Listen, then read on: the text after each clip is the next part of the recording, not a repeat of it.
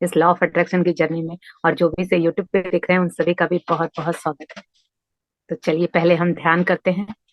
तो बिल्कुल पैरों को क्रॉस करके बैठ जाएंगे। फिंगर्स को आपस में इस तरह से डालेंगे, गोदी में रखेंगे और आंखें बंद करेंगे।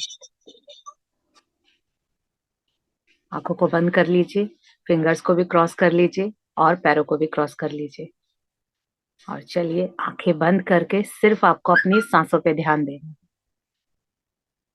ये जब भी कोई इंपॉर्टेंट काम करे, आपको जब भी टाइम मिलता है, मॉर्निंग में, नाइट में, दिन में, उस टाइम इस ध्यान को आप कर सकते हैं। क्योंकि सांसों पे ध्यान देने से आपके जो विचार चलते रहते हैं उन पे से आपका ध्यान हट जाएगा और उनको भाव नहीं मिलेगा तो फिर वो आएंगे ही नहीं।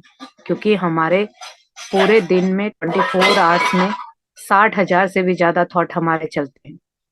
तो इसीलिए ये सबसे अच्छा तरीका है। हर एक थॉट को हम नहीं देख सकते, नहीं उसको वो कर सकते, तो ध्यान के द्वारा सिर्फ सांसों पे ध्यान देके उन विचारों को हम जाने दे सकते हैं। तो देखेंगे कि आप धीरे धीरे जो आपके विचार हैं वो आने कम हो गए हैं। तो इसीलिए ध्यान किया जाता है ताकि आपका दिमाग शांत हो, आपका दिल शांत हो और जो भी आप काम करें वहीं पर पूरे अच्छे से फोकस कर सके। फिर आपका मन इधर उधर नहीं भागेगा। तो इसीलिए अपनी आती हुई सांस और जाती हुई सांस पे ध्यान देंगे। अपने नासिका द्वार पर एक गेट कीपर की तरह खड़े हो जाइए और एक एक आती हुई और जाती हुई सांसों का निरीक्षण करेंगे। आपकी सांसें एकदम नॉर्मल होनी चाहिए। बिल्कुल कंफर्टेबल होके बैठ जाइए और बॉडी को एकदम ढीला छोड़ दीजिए और सांसों पे ध्यान दीजिए कि कैसे एक एक सांस अंदर जा रही है तो हल्की ठंडी फील हो रही है और जब वही सांस बाहर आ रही है तो हल्की सी गर्माहट है। तो इन सांसों पे ध्यान देंगे।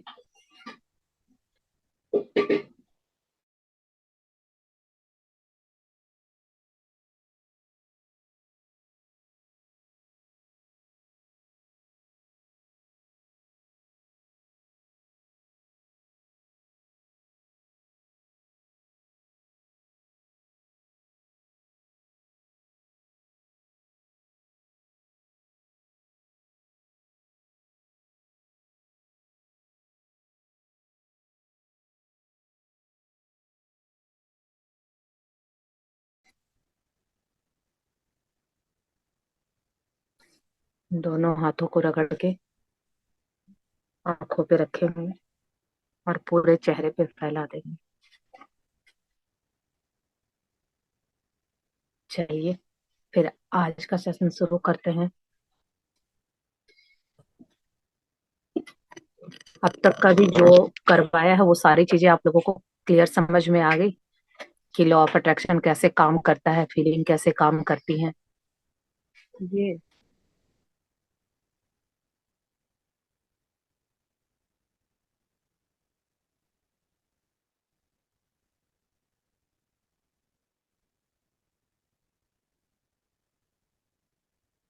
हम आपकी वॉइस ही नहीं आ रही।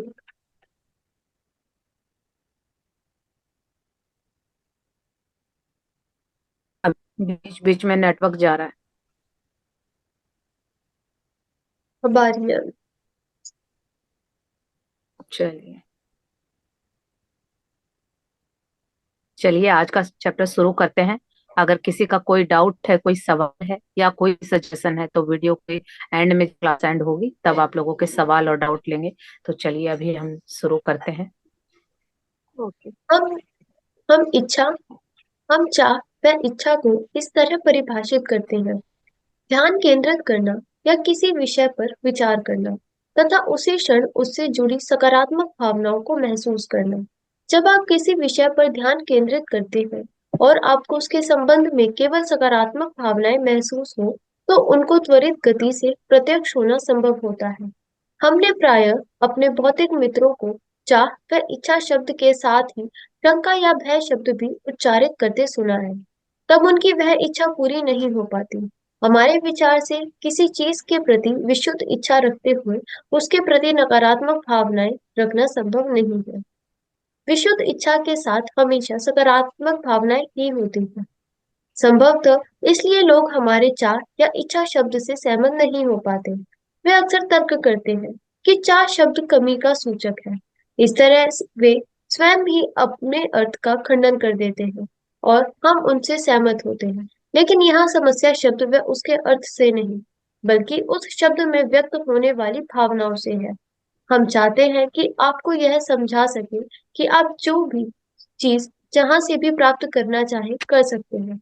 इससे कोई अंतर नहीं पड़ता कि आप कहाँ हैं या वर्तमान में अस्तित्व के किस स्तर पर हैं। आपके लिए अपनी तात्कालिक मानसिक स्थिति या प्रवृत्ति को जानना सबसे जरूरी है, क्योंकि उस क्षण आपके और अधिक आकर्षण का आधार यही स्थिति होगी। इसी तरह यह सतत व शक्तिशाली आकर्षण का नियम एक समान संपदन वाले व्यक्ति व परिस्थितियों को निकट लाकर संपदनीय ब्रह्मांड की प्रत्येक वस्तु पर प्रतिक्रिया देता है। वस्तुतः आपके दिमाग में उठने वाले विचारों से लेकर ट्रैफिक में मिलने वाले लोगों तक जीवन में जो कुछ भी घटता है उसका कारण यह आकर्षण का नियम ही है।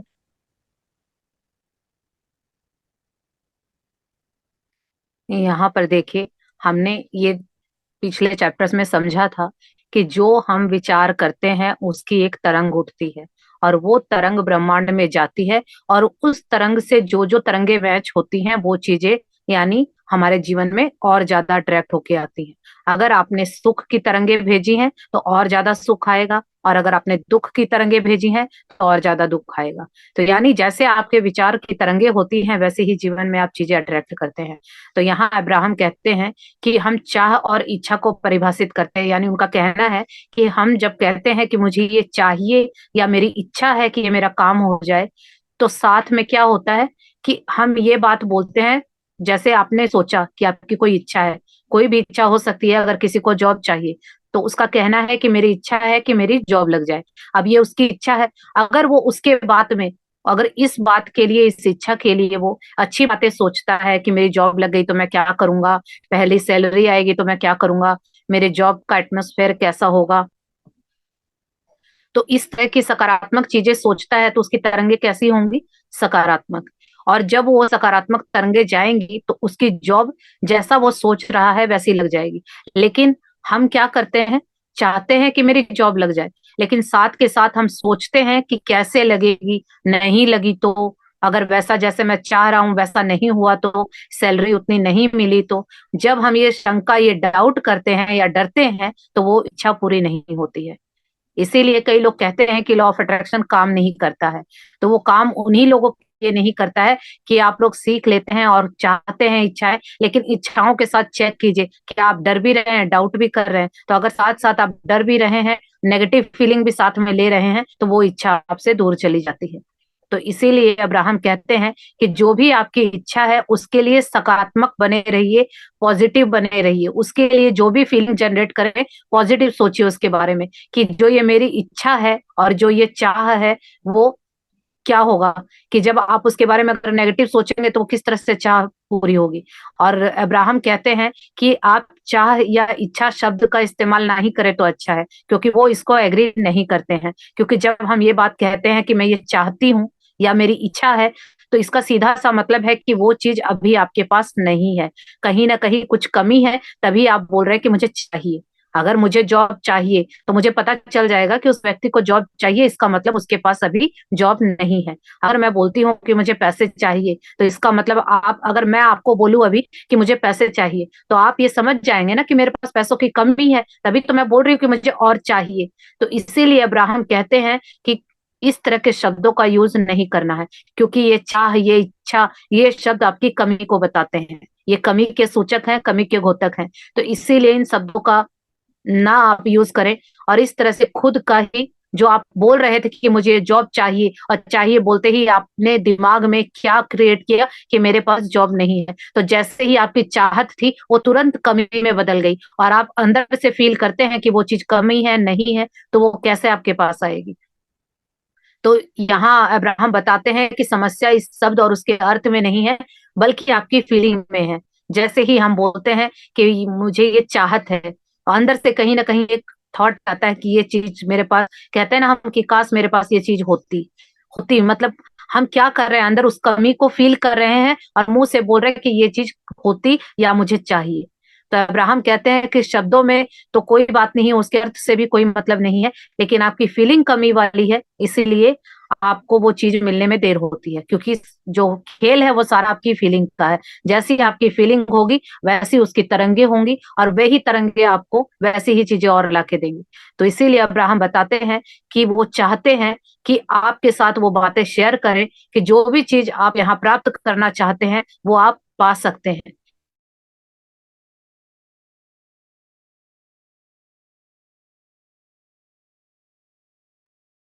मैम आपकी वॉइस कट हो रही है। आज है ना? हाँ, पता नहीं आज क्या बात है। एक मिनट में चेक करती हूँ। अभी अभी भी बार बार जा रहा है, अब अभी भी आ वॉइस कट हो रही है। आ रही है, अभी आ रही है। चलिए ठीक।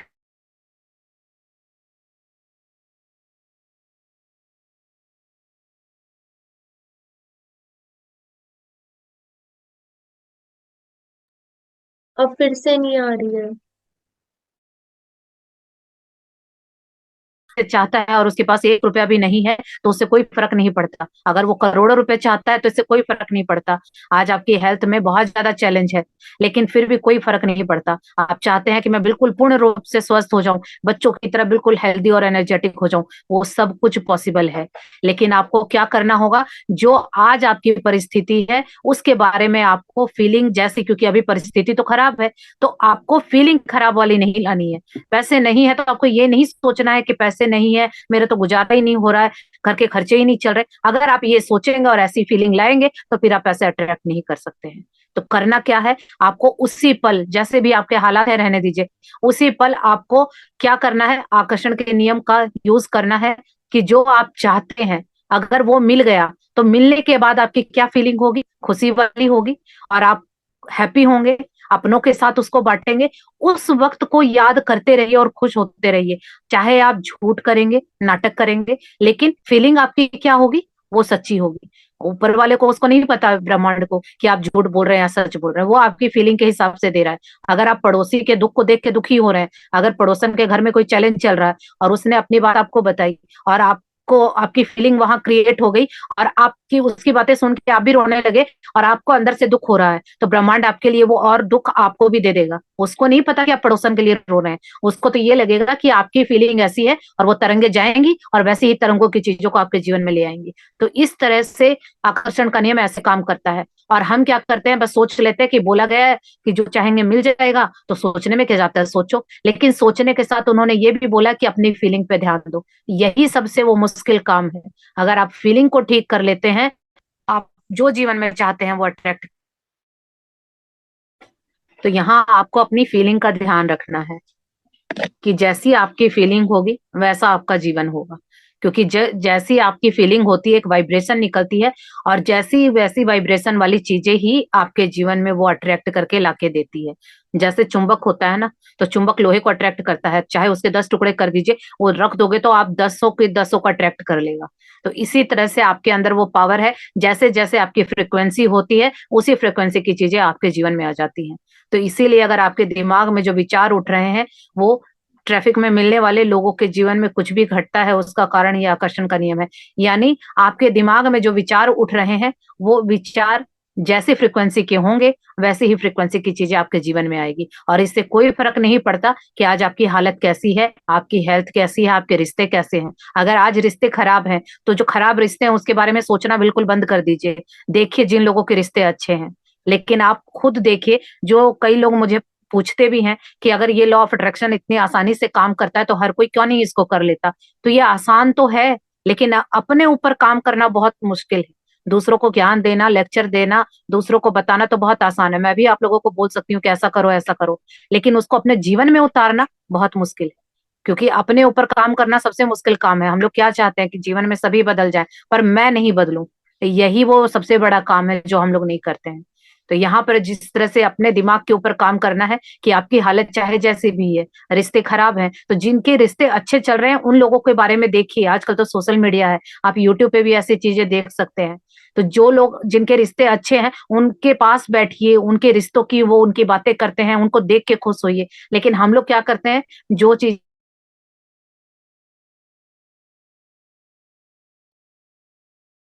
मैम आपकी वॉइस नहीं आ रही।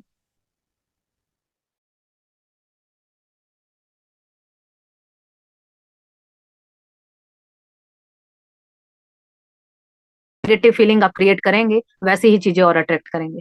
और लॉ ऑफ अट्रैक्शन सीधा इसका उल्टा बताता है कि जो आपको चाहिए अगर दूसरे के पास है उसको अप्रिशिएट कीजिए, उसकी तारीफ कीजिए। क्योंकि जब आप तारीफ, तो इसीलिए ऐसी फीलिंग रखिए कि जो आपको चाहिए वो दूसरे के पास है, उसके पास जाके देखिए कि वैसा वहां फीलिंग आपको कहाँ से मिलेगी। क्योंकि जो वस्तु आपके पास है ही नहीं, आप फील कहाँ से करेंगे। तो जिसके पास है उसको देखिए वो कैसा बिहेव करता है उसको पाने के बाद, तो आप भी उसकी नकल कीजिए, तो धीरे धीरे फीलिंग भी आने लगेगी। यही वो चीजें हैं जो हम लोग करते नहीं हैं। और जो लोग कहते हैं कि लॉ ऑफ अट्रैक्शन काम नहीं करता, वो इसीलिए नहीं करता। अगर आप इस तरह से फीलिंग जनरेट कर लेंगे तो फिर ये आपके लिए भी काम करने लगेगा। चलिए आगे पढ़ते हैं।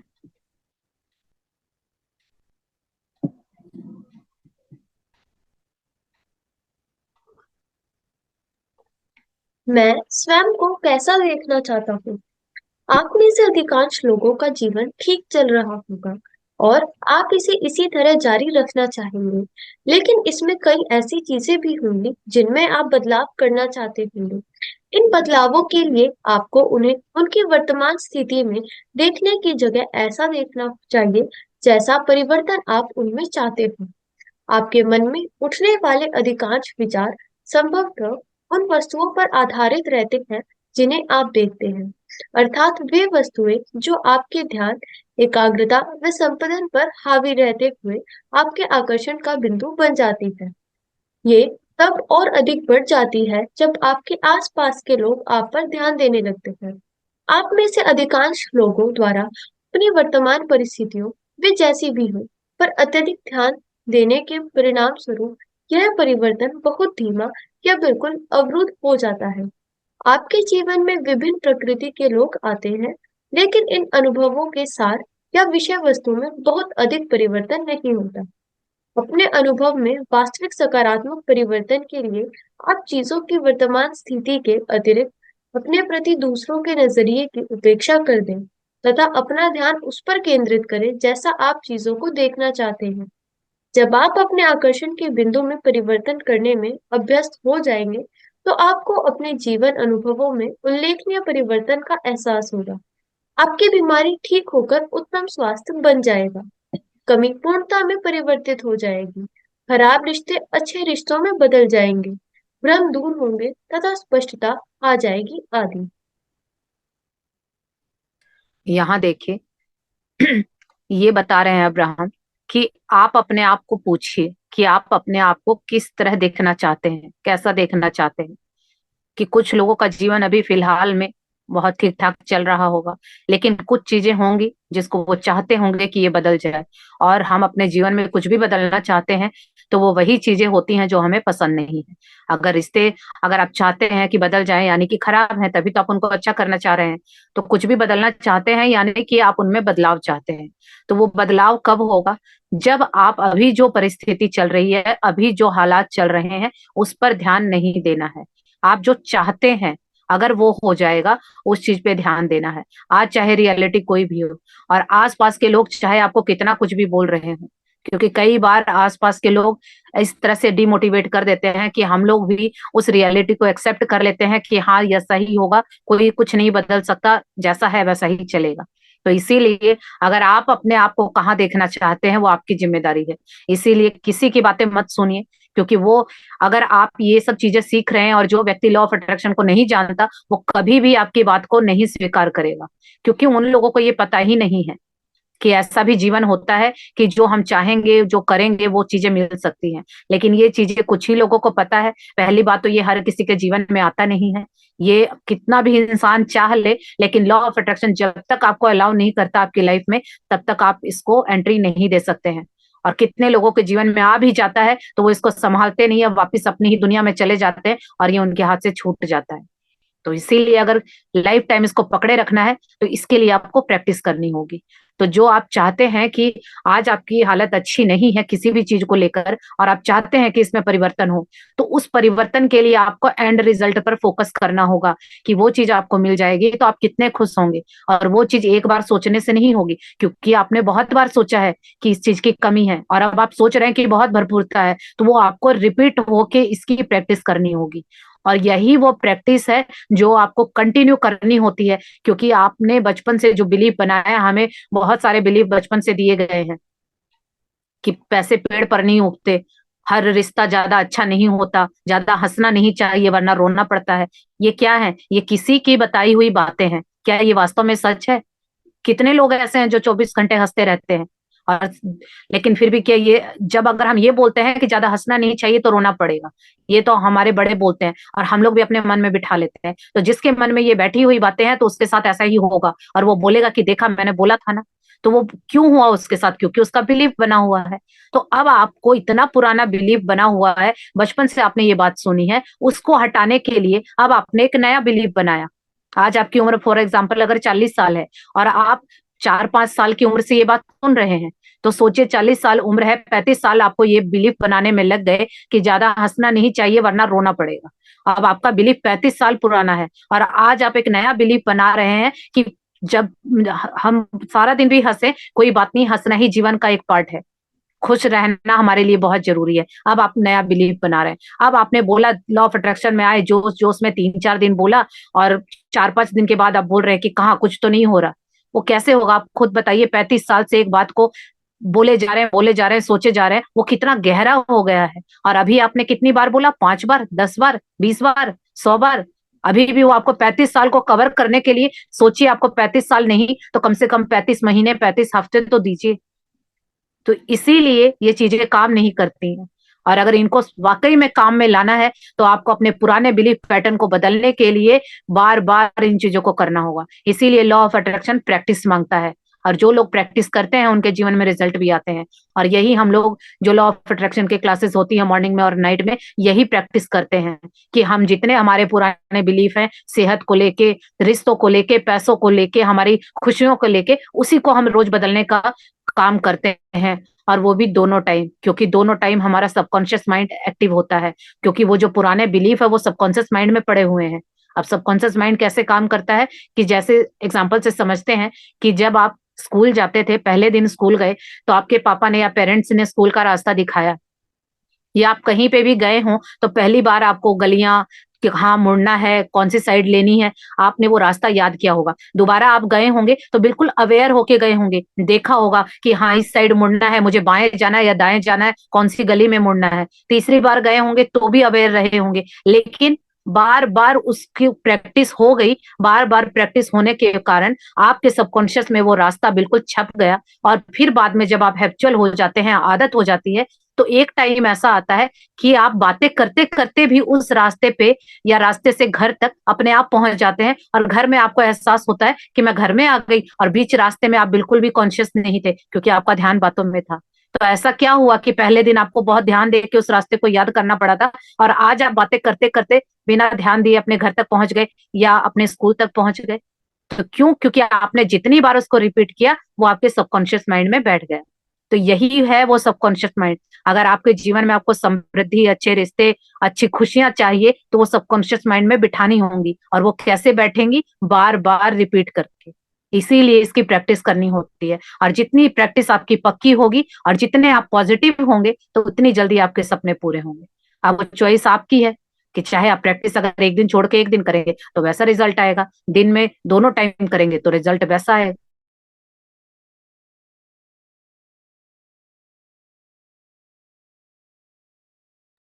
मैम आपकी वॉइस नहीं आ रही।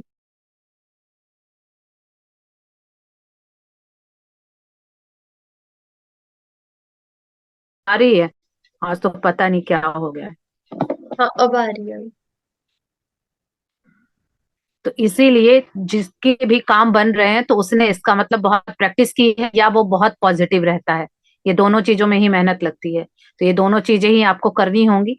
और यहाँ पर यही अब्राहम ने बताया है कि जब आप अपना फोकस उसी चीज पे रखेंगे जो आपको चाहिए, तो फिर क्या होगा? जब आपका फोकस उसी चीज पे होगा जो आपको चाहिए,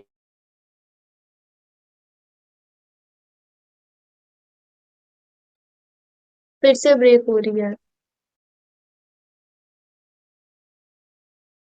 के डाउट में है कि काम करूं कि नहीं करूं, तो वो भी ठीक हो जाएगा। यानी जीवन में जो आप चाहते हैं वो आपके पास बहुत आसानी से आ जाएगा, लेकिन वो तब आएगा जब आप जो चाहिए उसी पे ध्यान लगाएंगे। वो जो नहीं है या जो गलत हो रहा है, जो प्रेजेंट की स्थिति है, उसको नहीं सोचेंगे।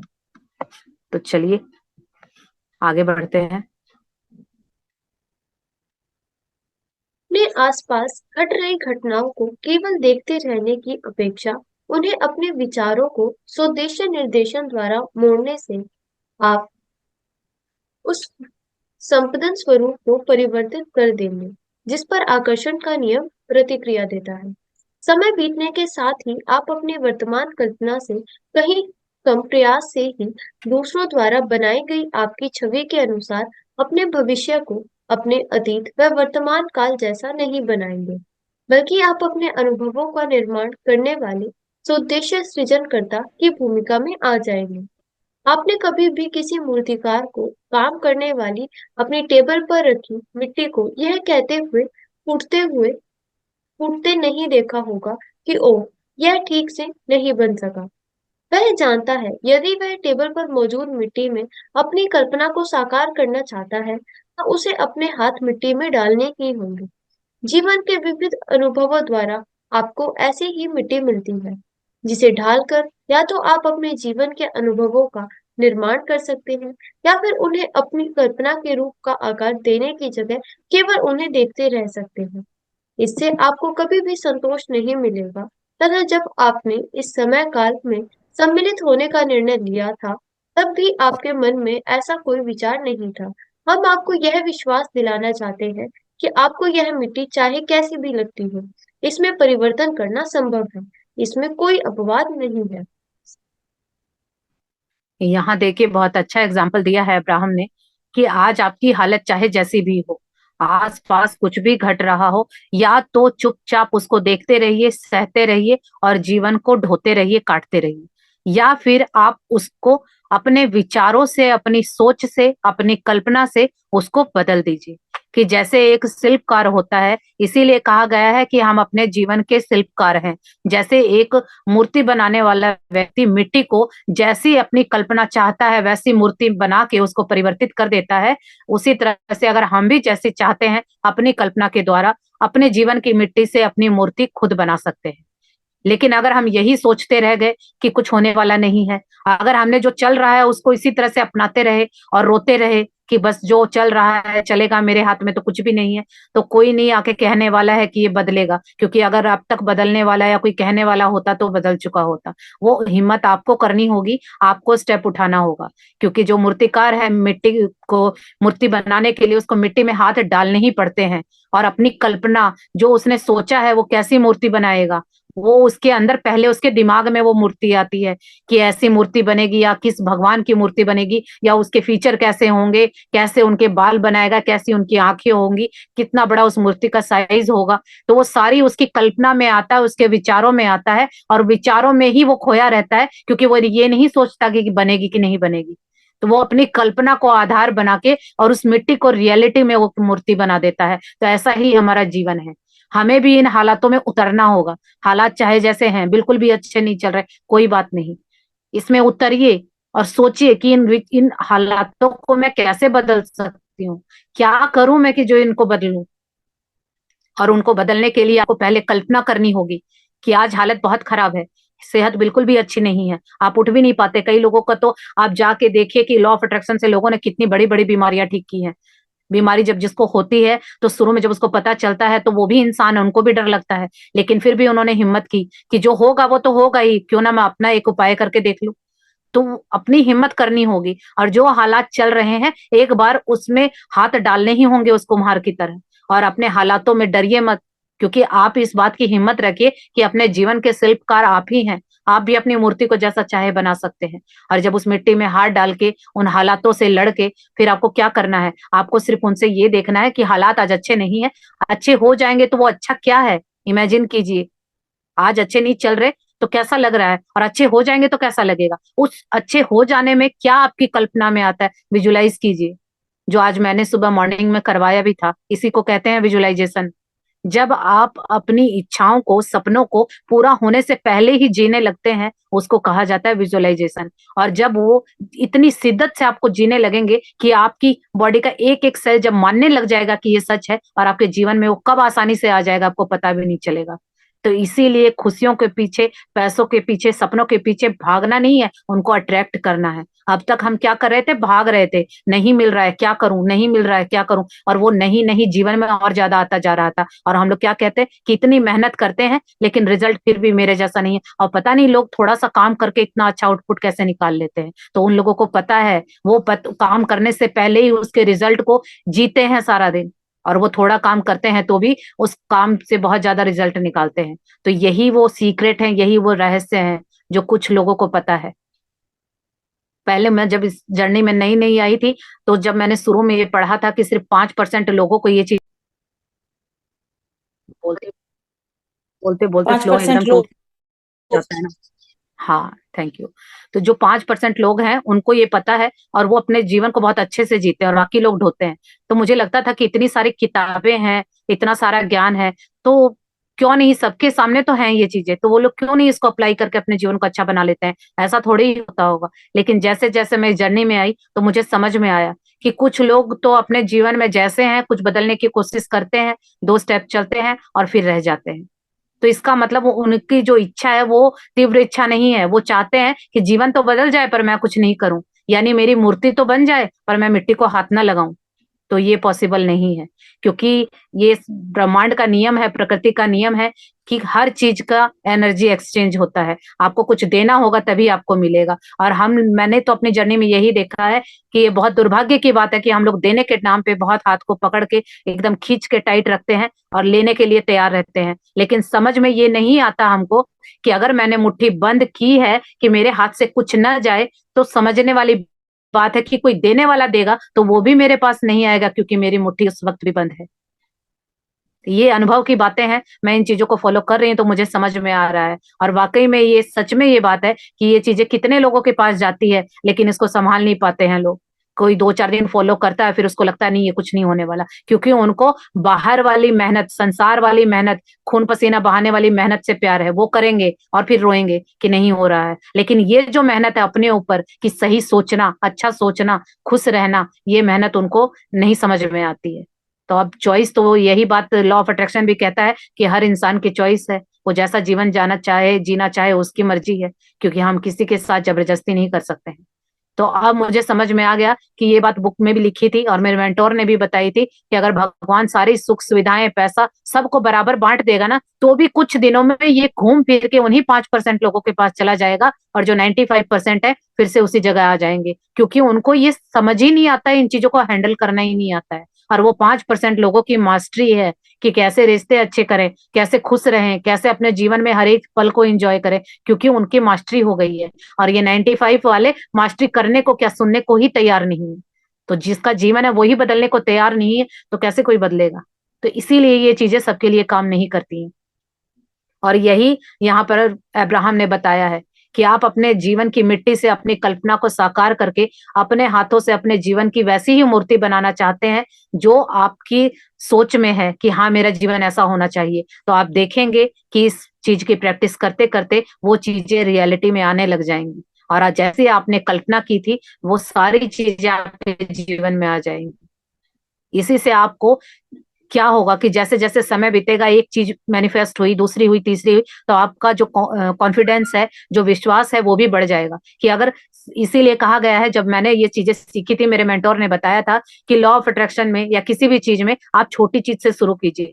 1 कप चाय बनाना सीखिए। बहुत अच्छा उन्होंने उदाहरण बताया था कि 1 कप चाय बनाना सीखिए, पूरे अच्छे से मेज़रमेंट सीखिए। 1 बार नहीं, 2 बार नहीं, 10 बार नहीं, 20 बार, क्योंकि जिसकी चाहत है कि मेरा जीवन बदले, वो गलतियों से, कमियों से या बार-बार रिपीट करने से नहीं डरेगा। तो सिर्फ़ अगर 1 कप चाय आपको बहुत परफेक्टली बनानी आ गई, तो फिर आपसे चाहे कितनी भी कप चाय बोली जाए, उसी मेज़रमेंट को मल्टीप्लाई करके आप बना सकते हैं। फिर तो चाहे 100 बनवा लीजिए, चाहे 500 बनवा लीजिए। तो इसीलिए एक बार छोटी-छोटी चीज़ों को अट्रैक्ट करना सीख जाइए, और जब आपका विश्वास बढ़ जाएगा और आप पॉज़िटिव रहने लग जाएँगे, तो बड़ी-बड़ी चीज़ें भी अट्रैक्ट कर लेंगे। तो ध्यान कहाँ लगाना है? सिर्फ़ 1 कप चाय पे। और जिस दिन एक कप चाय का मेजरमेंट बिल्कुल परफेक्ट हो गया और आपकी रेसिपी हिट हो गई, तो फिर एक कप चाय से तो फिर चाहे कितने कप बनवा लीजिए। और यही वो फॉर्मूला है जो कुछ लोग जानते हैं। तो इसीलिए आपके मन में ऐसा कोई विचार नहीं होगा कि जो आप चाहें और वो मिल ना सके, लेकिन आपको विश्वास करना होगा। और यहाँ अब्राहम बताते हैं कि वो विश्वास दिलाना चाहते हैं कि आपकी मिट्टी चाहे कैसी भी लगती लगती है, लेकिन उसका परिवर्तन करना संभव है। इसमें कोई भी अपवाद नहीं है। चाहे आपके हालात कैसे भी हैं, लेकिन आप उनको अच्छा बना सकते हैं। उसके लिए सिर्फ आपको अच्छी सोच और एक दृढ़ निश्चय की जरूरत है। चाहे कुछ भी हो जाए, अगर मैं अपना जीवन बदलूंगी, अगर ऐसी सोच है तो वास्तव में वो बदल जाएगा। लेकिन अगर आप सोचेंगे कि कोई दूसरा आके कुछ कर दे, तो कुछ नहीं होने वाला है। क्योंकि हम किसके जीवन को कितना बदलने को तैयार हैं? जो हमारा कोई आके बदलेगा, सभी तो हमारे जैसे हैं। तो इसीलिए दूसरों को छोड़िए, अपने ऊपर काम कीजिए। चलिए आगे पढ़ते हैं।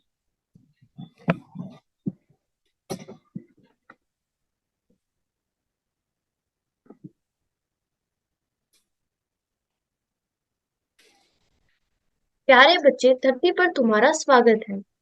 आपको लगता होगा कि यदि धरती पर जन्म के बाद आपसे कहे गए सबसे पहले शब्द यही होते, तो जीवन कहीं अधिक सरल होता। यदि हम धरती पर आपके पहले दिन आपसे बात करते, तो हम आपसे कहते, प्यारे बच्चे, धरती पर तुम्हारा स्वागत है। यहाँ ऐसा कुछ नहीं है जिसे करना या बनना आपके लिए संभव न हो। आप शानदार सृजक हैं, जो यहाँ अपनी मजबूत व विचारशील इच्छा के प्रभाव से आए हैं। अपने शानदार स्वदेशी सृजन के विज्ञान का विशिष्ट उपयोग कर यहाँ पहुंचे हैं। आगे बढ़ो। आप जो चाहते हो उस पर विचार करो, जिससे जीवन के अनुभवों को आकर्षित कर यह जान सको कि आप क्या चाहते हो। जब आप सुनिश्चित कर ले, तब केवल अपने उसी विचार पर डटे रहें।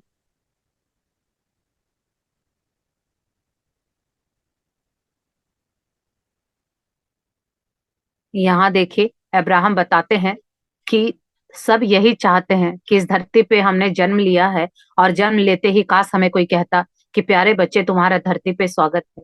तो अब्राहम कहते हैं कि अगर यहाँ पर आप आए हैं इस धरती पे, तो ऐसा कुछ भी नहीं है जो आप कर नहीं सकते या पा नहीं सकते।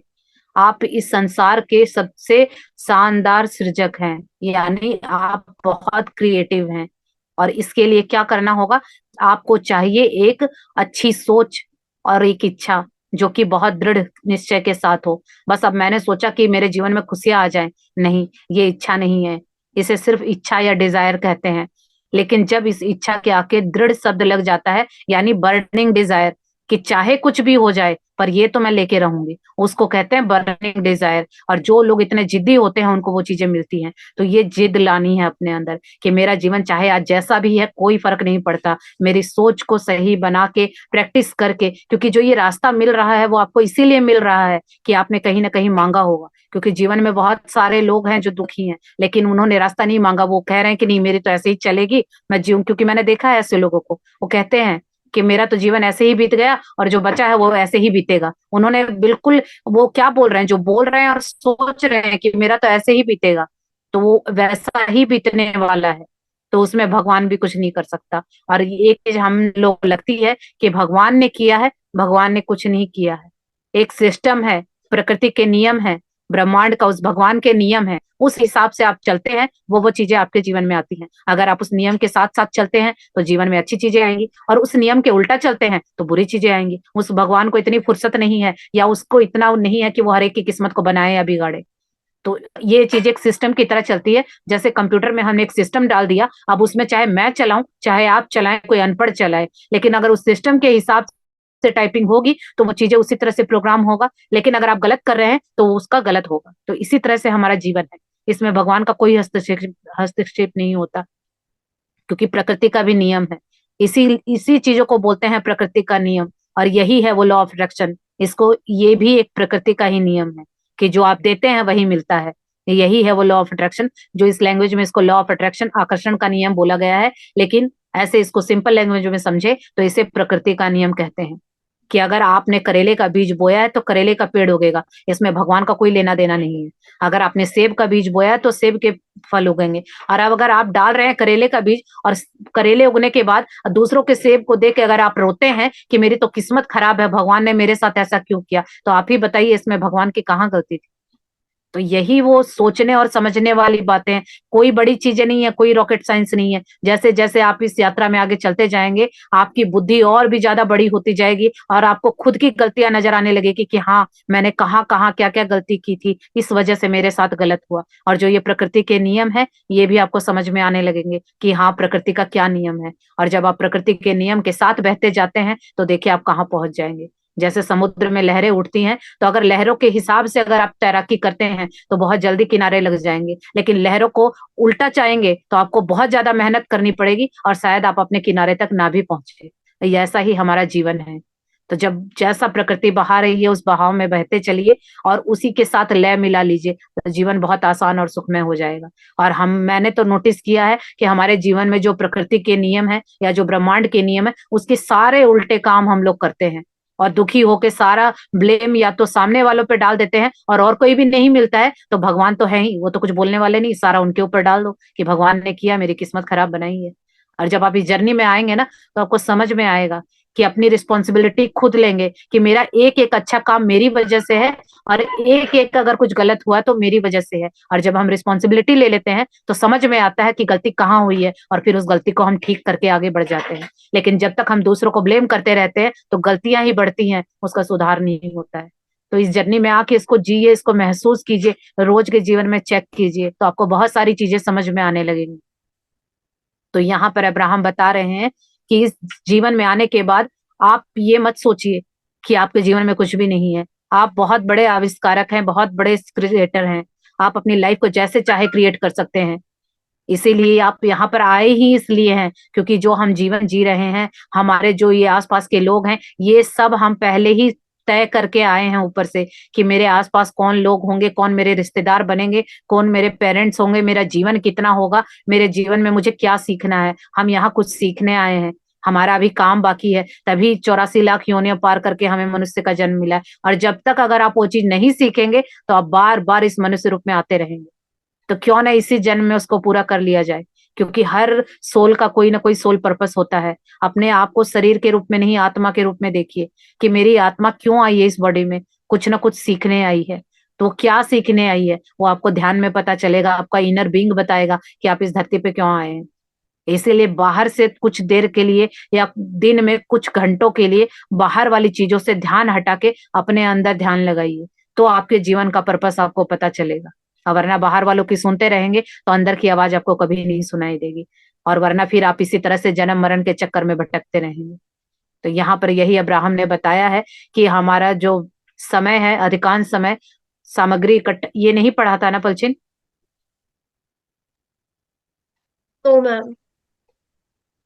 हाँ।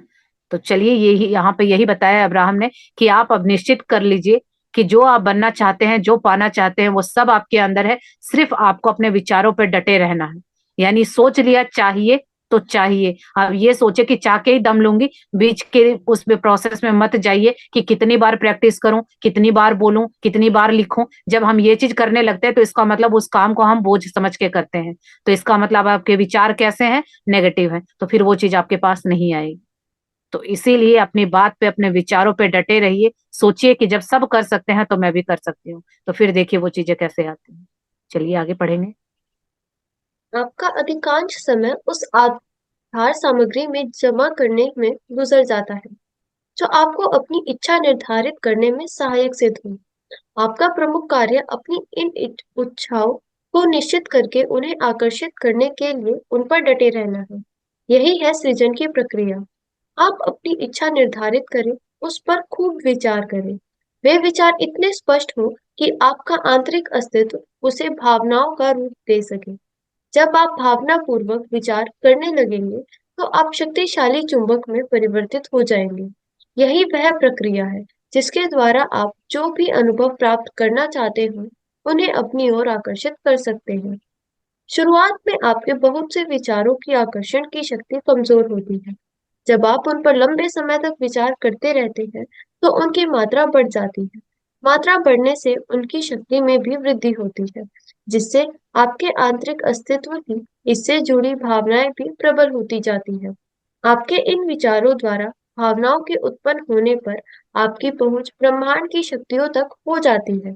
इस जीवन के इस प्रथम अनुभव में यह समझते हुए आगे बढ़े कि आपका काम अपनी इच्छाओं को निर्धारित करके उन पर अपना ध्यान केंद्रित करना है।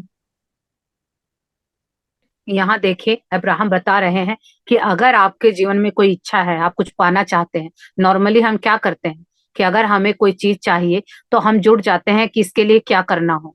अगर सिंपल सा उदाहरण लेते हैं कि आपको अपने घर के लिए कोई भी होम अप्लायंसेस चाहिए, फॉर एग्जाम्पल लगा लेते हैं कि आपको वॉशिंग मशीन चाहिए।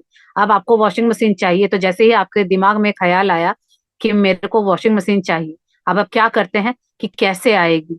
देखिए कहाँ से हमारा दिमाग चलता है, और हम क्या करने लगते हैं कि पूछते हैं हस्बैंड को कि इस महीने में हो सकता है कि वॉशिंग मशीन ले आए।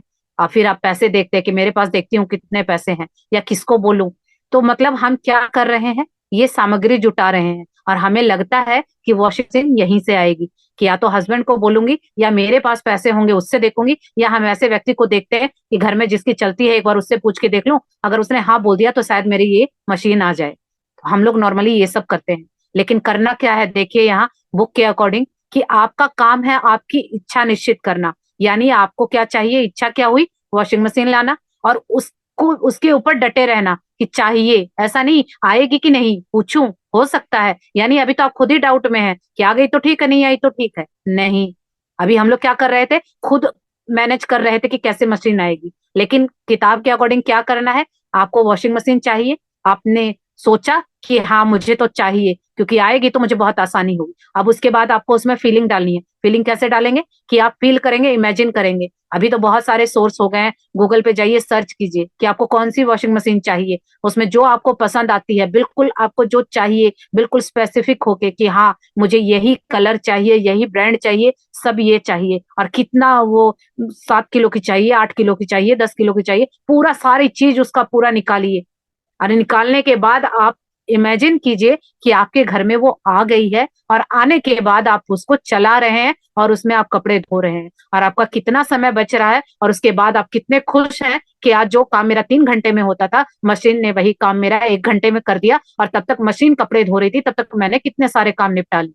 और ये सोच के आपको खुश होना है और फील करना है कि वो अभी आपके पास ऑलरेडी है।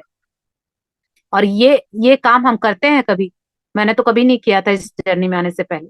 ये मेहनत है, जो हम लोग कहते हैं ना मेहनत से चीजें मिलती हैं, मेहनत इसको बोलते हैं। तो जब आप इस तरह की फीलिंग लाएंगे, किसी को नहीं बोलना है, और जिस दिन आपकी फीलिंग, जो तरंगे निकलेंगी मशीन वाली, मशीन की एक फ्रिक्वेंसी है, और जिस दिन आपकी फ्रिक्वेंसी उससे जुड़ गई, पता नहीं कोई आके गिफ्ट में दे देगा या आपकी लॉटरी लग जाएगी, चाहे कैसे भी होगा, वो ब्रह्मांड का काम है, वो आपका काम नहीं है कि कैसे आएगी, कौन लाएगा। ये सब हम लोग करते हैं तभी चीजें नहीं आती। तो इसीलिए यहाँ पर अब्राहम ने बताया है कि आपको इस तरह से करना है, और जब आप उसमें फील करने लगेंगे कि वो चीज आपके पास है, तो चुंबक की तरह वो चीजें आपके पास अट्रैक्ट हो जाएंगी। और यही वो प्रक्रिया है जिसके द्वारा आप जो भी जीवन में चाहें वो आकर्षित कर सकते हैं। तभी इसको कहा जाता है अट्रैक्ट करना, अट्रैक्ट करने का नियम, लॉ ऑफ अट्रैक्शन। यानी आप अट्रैक्ट करते हैं चीजों को छीनते, या जो पहले हम लोग करते थे कि इसको पूछूं उसको पूछूं पैसे है कि नहीं है, इतना दिमाग घसाते थे, वो अट्रैक्ट करना नहीं है। वो चीज आ भी जाती है तो हम लोगों को पता है कि संतुष्टि नहीं होती थी कि इसके लिए मैंने बहुत झक मारी है, 10 लोगों को बटरिंग की है तब जाके ये चीज आई है। लेकिन अब क्या करना है, अब सिर्फ आपको अट्रैक्ट करना है। तो अट्रैक्ट करना मतलब चीजों के पीछे भागना नहीं। अभी तक हम लोग भाग रहे थे, चेज कर रहे थे, और अब हम अट्रैक्ट करेंगे, आकर्षित करेंगे, क्योंकि चुंबक को आकर्षित करने में टाइम नहीं लगता है। तो यहाँ पर यही बताया अब्राहम ने कि शुरुआत में आपको बहुत से विचारों की आकर्षण की शक्ति कमजोर होती है, क्योंकि स्टार्टिंग में जब हम ये शुरू करते हैं तो लगता है कि ऐसे कैसे होगा, क्योंकि आपकी अभी इतनी पावर नहीं हुई है, आपने तो अभी शुरुआत की है। लेकिन जब बार बार आप उसको विजुलाइज करते हैं, बार बार फील करते हैं, तो जब बार बार एक चीज पे आप ध्यान लगाते जाते हैं तो वहां स्पंदन होने लगता है, यानी आपकी फ्रीक्वेंसी जनरेट होती है, तरंगे निकलती हैं। और जब आपकी तरंगे और उस मशीन की तरंगे दोनों की फ्रिक्वेंसी सेम हो जाएगी, तो अपने आप आपके जीवन में वो चीजें आ जाएंगी। तो जब तक आपकी तरंगे मैच नहीं करती है, आपको बार बार वो फील करना होगा, बार बार विजुलाइज करना होगा कि अगर आपके पास मशीन आ जाती है तो आप कैसा फील करते हैं।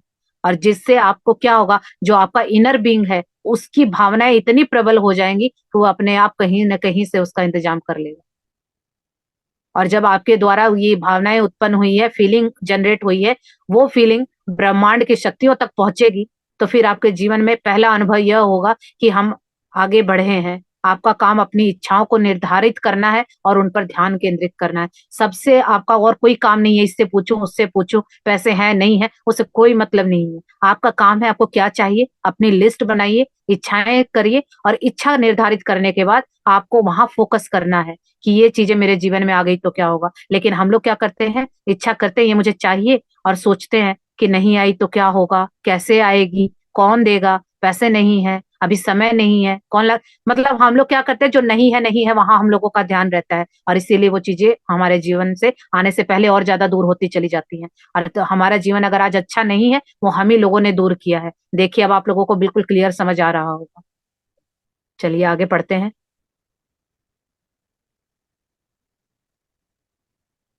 लेकिन हम आपसे आपके जीवन के पहले दिन बात नहीं कर रहे हैं। आप तो यहाँ काफी समय से हैं। आज आप में से अधिकांश लोग स्वयं को अपने ही नहीं बल्कि दूसरों के नजरिए से भी परखते हैं। वस्तुतः यहाँ आपका अपना दृष्टिकोण तो गौण ही होता है। इसलिए आप में से अधिकतर लोग फिलहाल इस स्थिति में नहीं है कि वे जो करना चाहते थे उसे कर सकें। यहाँ देखिए अब्राहम ने ये बहुत अच्छी बात बताई है कि आप ये सोच रहे हैं, जैसे आज हम बातें कर रहे हैं तो आप अगर कुछ सोचेंगे तो आज के बारे में सोचेंगे। पर उनका कहना है कि आप आज से नहीं है इस पृथ्वी पर, क्योंकि आज हम इस बॉडी के हिसाब से बोल रहे हैं कि मैं इतने साल से यहाँ पृथ्वी पर हूँ, लेकिन इस बॉडी से पहले भी मैं किसी और बॉडी में थी, और पहले भी थी, पता नहीं हजारों सालों से हम इस धरती पे हैं और आते हैं, लेकिन हमें अलग अलग बॉडी मिलती रहती है, और जो हमारा काम है वो हम करते हैं और चले जाते हैं। तो यहाँ उनका कहना है कि आप तो यहाँ काफी समय से हैं, यानी हम आज से ही नहीं है। कई बार आप लोगों ने देखा होगा ना, मुझे भी ये बातें समझ नहीं आती थी, लेकिन जैसे जैसे मैंने जो जो पूछा था उसके आंसर अब मुझे मिल रहे हैं। क्योंकि मैंने एक बार देखा था केबीसी में एक छोटा सा बच्चा आया था, और वो इतना इंटेलिजेंट था कि जो भी सवाल पूछो वो बोलता था, और बोला जाता था कि ये चलता फिरता कंप्यूटर है। तो मैं सोचती थी कि हमारे बच्चे इतने इंटेलिजेंट नहीं है, इस बच्चे की परवरिश इसके पेरेंट्स ने ऐसे कैसे की है जो ये इतना होशियार है। तो मुझे लगता था कि हमारे में ही कोई कमी है कि हमारे बच्चे इतने इंटेलिजेंट नहीं है। तो अब मुझे समझ में आता है कि वो जो बच्चा था उसके पेरेंट्स का उससे कोई लेना देना नहीं था, वास्तव में उस बच्चे ने अपने ऊपर मेहनत की थी, तो वो पिछले जन्म का ज्ञान भी उसके साथ इस जन्म में आया है। और वो हमें लगता है कि वो बच्चा है, लेकिन वो एक आत्मा है जो पिछले जन्म में उसने जो संस्कार अडॉप्ट किए थे वो सारे उसके साथ हैं, और जितने जितने वो आगे तक जन्म लेता जाएगा वो सारी चीजें उसके साथ, उसकी प्रतिभा उसकी कला जाती जाएगी, और हम उसको आज के उससे देख रहे हैं, लेकिन वो तो उसका पिछले जन्म का संस्कार है। तो अब ये मुझे ये बातें मेरे लिए भी समझ आती हैं, क्योंकि मुझे भी बचपन में कहा जाता था कि मैं पढ़ाई को भी या किसी चीज को सीखने में बहुत जल्दी सीख लेती हूँ, मैं बहुत दिमागदार हूँ, मैं बहुत तेज हूँ। लेकिन अब मुझे समझ में आता है कि ये बुद्धि मेरी अब की नहीं, शायद ये पहले जन्म की होगी। क्योंकि एक बच्चा एक बार बताने से ही कैसे कुछ सीख जाएगा। या मेरी मम्मी कुछ करती थी तो मैं सिर्फ देख के ही उसको बना लेती थी, तो मेरे को बोला जाता था कि इसको बहुत जल्दी समझ में चीजें आ जाती हैं, इसको सिखाना भी नहीं पड़ता। तो लेकिन अब मुझे ये बातें समझ में आ रही कि शायद मैंने पिछले जन्म में ये सारे काम किए होंगे, तभी वो आज मुझे अच्छे भी लगते हैं, क्योंकि मेरी उनकी पहचान पहले से है, और इसीलिए वो इस बार मैंने देखा और मुझे तुरंत आ गया। तो ये चीजें, यही कहने का मतलब है कि आज से हम अपने आप को देख रहे हैं, हम आज से नहीं हैं, हम लोग बहुत पहले से हैं। और आज भी जो मुझसे जुड़े हैं इस क्लास में है, शायद हम लोगों को लग रहा है कि इस जन्म का नाता है, नहीं। यूट्यूब पे बहुत सारे मेरे सब्सक्राइबर हैं, अनिसा फैमिली पे तो 15,000 से ज्यादा सब्सक्राइबर हैं, क्या सभी मेरे टच में है? नहीं। जिसका मेरे से कोई ना कोई कनेक्शन है वही मेरे टच में है। ये आप लोगों को भी फील होता होगा कि हम लोगों का इस जन्म का नहीं तो कोई जन्म का तो नाता है। तो हमें वो सब पता नहीं है, भूल गए, लेकिन कुछ तो है कि जो पहले से ही अटैच है। तो यही वो चीजें हैं कि हम अभी से नहीं, बहुत काफी समय पहले से ही हैं। और जो आज के अधिकांश लोग हैं वो क्या करते हैं, दूसरे के नजरिए से अपने आप को देखते हैं।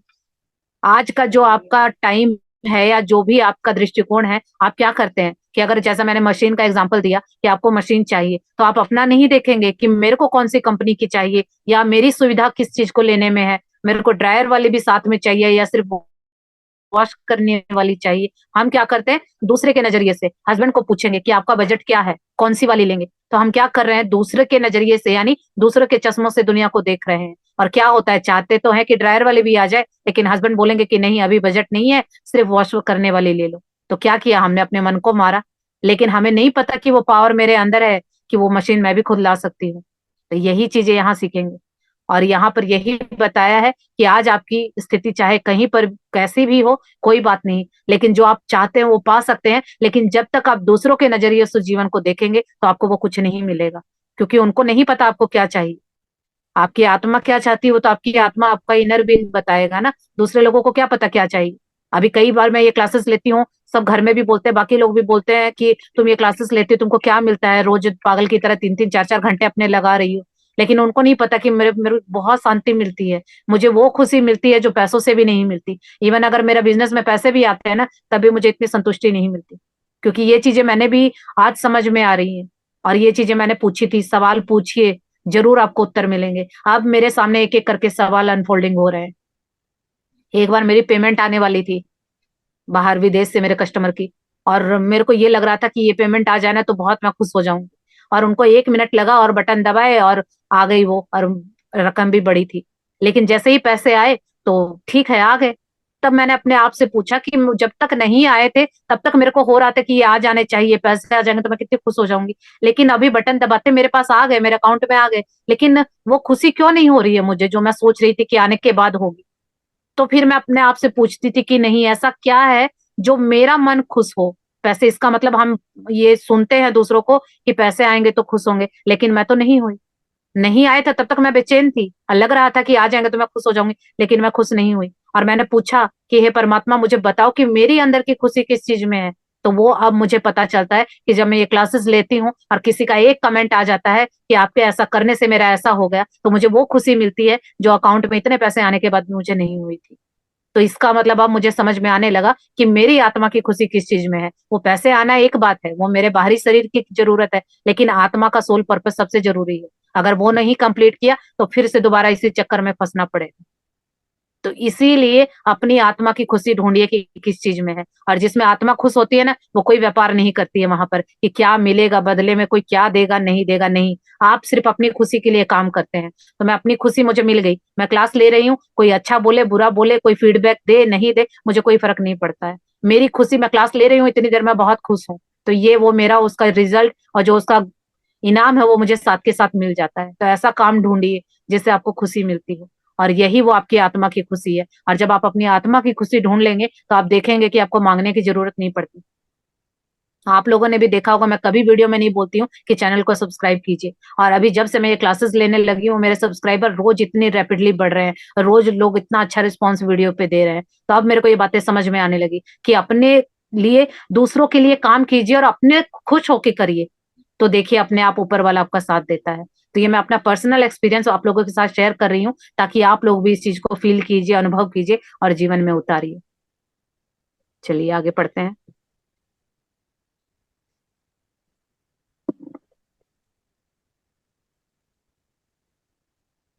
क्या मेरी वास्तविकता वास्तव में इतनी वास्तविक है? हम आपको ऐसी प्रक्रिया बताना चाहते हैं जिससे आप अस्तित्व का वह स्तर प्राप्त कर सकेंगे जिसका चयन आपने स्वयं किया था। इससे आपकी पहुंच ब्रह्मांड की शक्ति तक हो जाएगी और आप अपनी इच्छा के अनुरूप विषयों को आकर्षित करेंगे, न कि उन विषयों को जिन्हें आप अपने वर्तमान अस्तित्व में प्राप्ति के योग्य मानते हो। क्योंकि हमारी दृष्टि में आप जिसे अपनी वास्तविकता मानते हैं, उसमें तथा आपकी असली वास्तविकता में बहुत बड़ा अंतर है। यदि आपका शरीर स्वस्थ न हो, या वह आपकी पसंद के आकार, रूप या बल वाला न हो, या आपको अपनी जीवन शैली पसंद न हो, अथवा आपको अपने वाहन पर लज्जा आती हो, अन्य लोगों से बात करने में प्रसन्नता ना महसूस होती हो, तो हम आपको बताना चाहेंगे कि आप भले इसे ही अपना अस्तित्व माने, लेकिन यह संपूर्ण सत्य नहीं है। आप जिस समय स्वयं को जैसा महसूस करेंगे, आपका अस्तित्व उसी तरह का हो जाएगा। यहाँ देखिए, ये एस ने जेरी ने पूछा था कि क्या मेरी वास्तविकता वास्तव में इतनी वास्तविक है, यानी जो आज हम हैं, क्या यही हमारी रियलिटी है।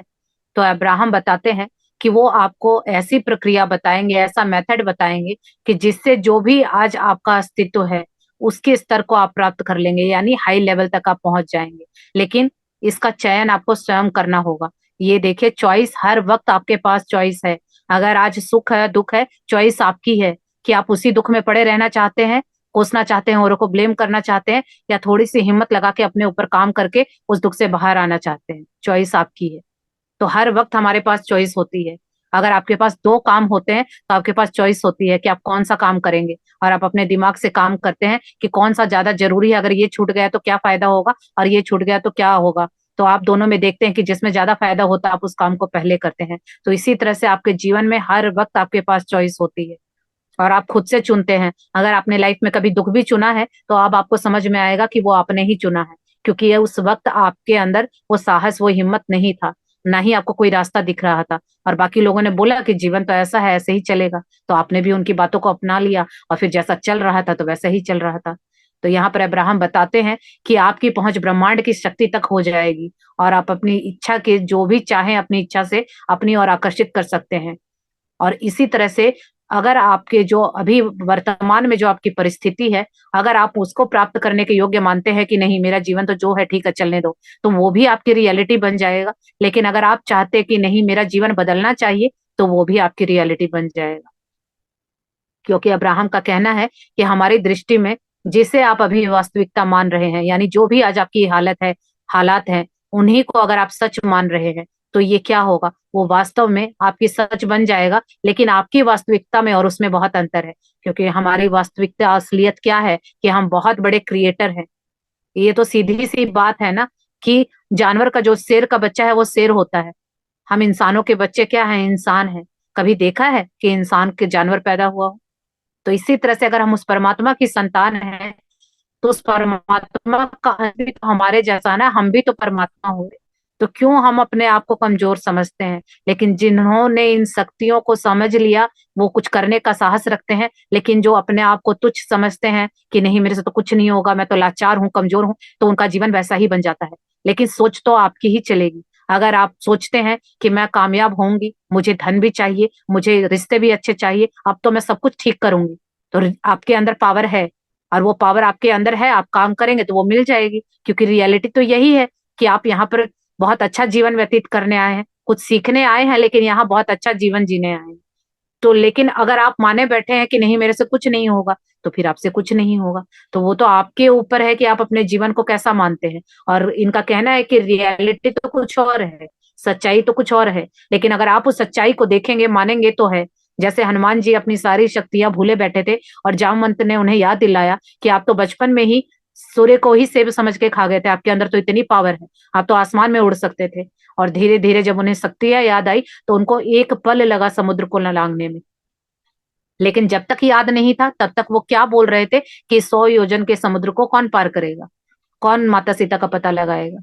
और वही चीज हमारे साथ है। हम लोग भी कहते हैं कि इन हालातों को कौन सुधारेगा, कौन ठीक करेगा, लेकिन हमें नहीं पता कि वो पावर हमारे अंदर है। तो चारों तरफ अपने जामंत को ढूंढिए, बहुत सारे लोग आपको मिल जाएंगे। बहुत सारी परिस्थितियां ही आपको बहुत कुछ सिखा देती हैं। समय सबसे बड़ा जामवंत है, बहुत कुछ सिखा देता है। ऐसे लोगों के टच में रहिए जो आपकी शक्तियों को इनहेंस करें, उनको जगाएं। और जैसे जैसे आपकी पावर जगती जाएगी, आप उस पर काम करते जाएंगे, तो आप देखेंगे कि हालात अपने आप बदल जाएंगे। तो सिर्फ वो जागने वाली, क्योंकि शक्ति आपके अंदर ऑलरेडी है, लेकिन वो अभी सोई हुई है, तो अब उनको सिर्फ जगाना है। क्योंकि रियलिटी तो यही है कि आप सब कुछ कर सकते हैं। लेकिन आप बोलेंगे कि नहीं मैं कुछ नहीं कर सकती, तो फिर उसमें कोई कुछ नहीं कर सकता, क्योंकि चेतना आपको ही लानी होगी। तो यहाँ पर यही बता रहे हैं अब्राहम कि अगर आपका शरीर स्वस्थ नहीं है, और आपकी पसंद के आकार या रूप वाला नहीं है, जैसा आप चाहते हैं वैसी आपकी बॉडी का शेप नहीं है, तो आप क्या करेंगे? जो जीवन शैली आपको पसंद नहीं है, या आपके पास कोई ऐसी व्हीकल है जो आपको पसंद नहीं है, ऐसा घर है जो आपको पसंद नहीं है, तो क्या होगा? आपको उसमें प्रसन्नता महसूस नहीं होगी। आप किसी से बातें भी करते होंगे तो आपको शर्म आती होगी कि मैं इसके बारे में क्या बात करूंगी, लोग क्या सोचेंगे। तो क्या किया आपने? उसको जीवन की रियलिटी मान लिया कि मैं तो ऐसी हूँ, ऐसी ही रहूंगी, मेरे पास तो छोटी गाड़ी है, या मेरे नैन नक्श ऐसे हैं, मेरा लाइफ स्टाइल ऐसा है, कोई सुनेगा तो क्या बोलेगा। तो हम लोग क्या करते हैं कि मेरा तो ऐसा ही है, तो हम उसके बारे में बात करते हुए भी डरते हैं। तो क्या, क्योंकि हमने उसको मान लिया है, तो वो नहीं बदलेगा, वो ऐसा ही रहेगा। लेकिन अगर आप ये फील करते हैं कि नहीं मेरे अंदर तो पावर है, आज ये अच्छा नहीं लग रहा है, इसको मैं ठीक कर सकती हूँ, वो मेरे एक विचार ही तो लाना है, और उस विचार में फीलिंग डालनी है, बस इतना करना है। विचार क्या हुआ, इस तरह से समझिए, एक विचार आया यानी एक आपने मूर्ति बनाई, और फीलिंग आई यानी उस मूर्ति में आपने जान डाल दी। तो वही अगर फीलिंग डाल दी तो वो चीज आपकी सच बन के आगे आ गई। बस यही तो काम करने हैं। तो इसी तरह से जिस समय आप स्वयं को जैसा फील कराते हैं, आपका जीवन वैसा ही बन जाता है। अगर आप अच्छा फील करते हैं तो अच्छी चीजें आएंगी, बुरा फील करते हैं तो बुरी चीजें आएंगी। और अगर सुधार चाहते हैं तो वो भी आपको ही पहले फील करना होगा। क्योंकि ऐसा नहीं हो सकता कि डंबल मैं उठाऊं, एक्सरसाइज मैं करूं और आपकी बॉडी शेप में आए। ये पॉसिबल नहीं है।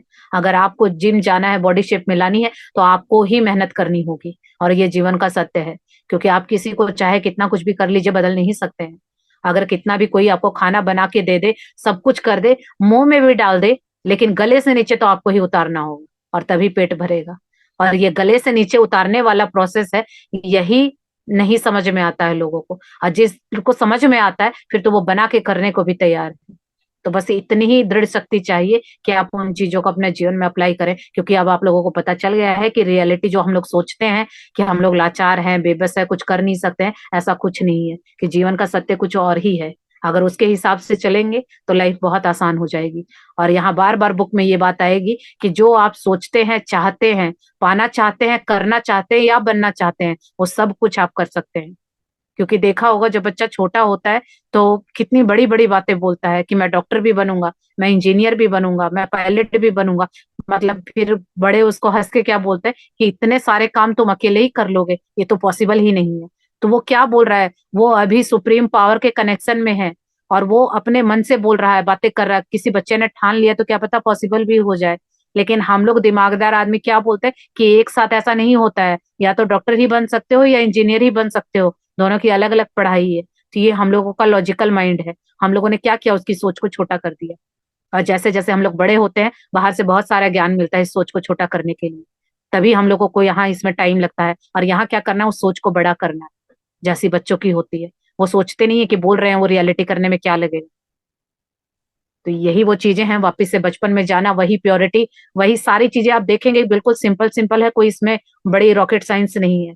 सिर्फ अपने जीवन से कनेक्ट करके देखिए कि क्या ये चीजें सच में हैं। तो फिर आपको समझ में आने लगेगी कि हाँ, ये बातें सही हैं। चलिए, अभी टाइम क्लास का ओवर होने वाला है, आज इसको यहीं पे कंप्लीट करते हैं। तो आई होप आप लोगों को सब कुछ क्लियर हो गया होगा। अगर फिर भी किसी का कोई डाउट है या कोई क्वेश्चन है, समझ नहीं आया, तो आप पूछ सकते हैं, क्योंकि साथ साथ क्लियर करेंगे तो ज्यादा बेहतर होगा। यार ये चलिए, बहुत अच्छा। बाकी लोगों को भी आ गया, या कोई कुछ कहना चाहेगा, कोई सजेशन देना चाहते हैं तो वो भी दे सकते हैं, कुछ पूछना चाहते हैं तो वो भी पूछ सकते हैं।